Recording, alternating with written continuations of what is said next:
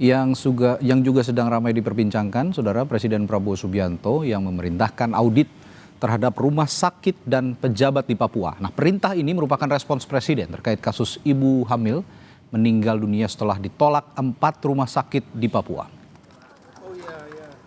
Menteri Dalam Negeri Tito Karnavian melaporkan kasus ibu hamil meninggal setelah ditolak 4 rumah sakit di Papua dalam rapat terbatas bersama Presiden Prabowo.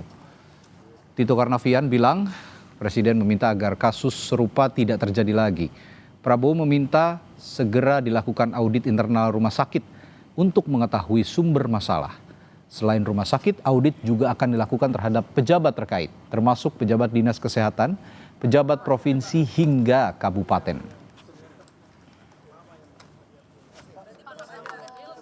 Melakukan audit internal, masalahnya di mana?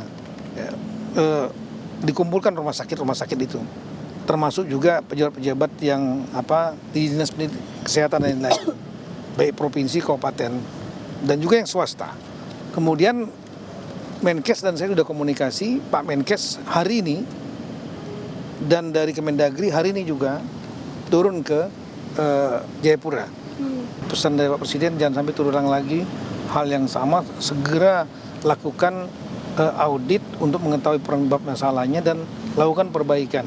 Apakah fasilitasnya, ataukah tata kelolanya, ataukah orangnya, ataukah aturannya.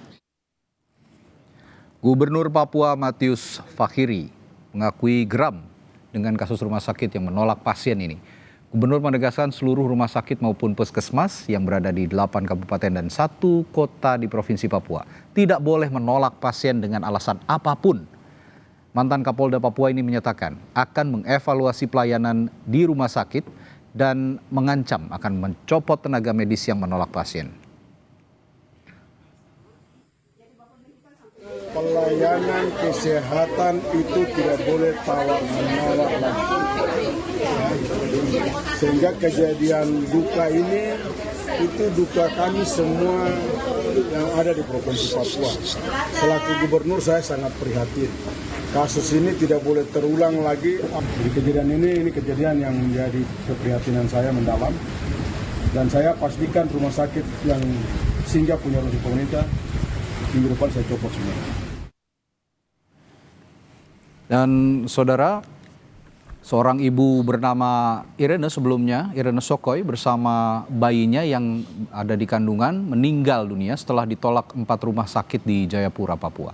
Warga Kampung Hobong, Distrik Sentani, Kabupaten Jayapura pada Minggu siang dibawa keluarganya ke RSUD Yowari untuk menjalani proses persalinan.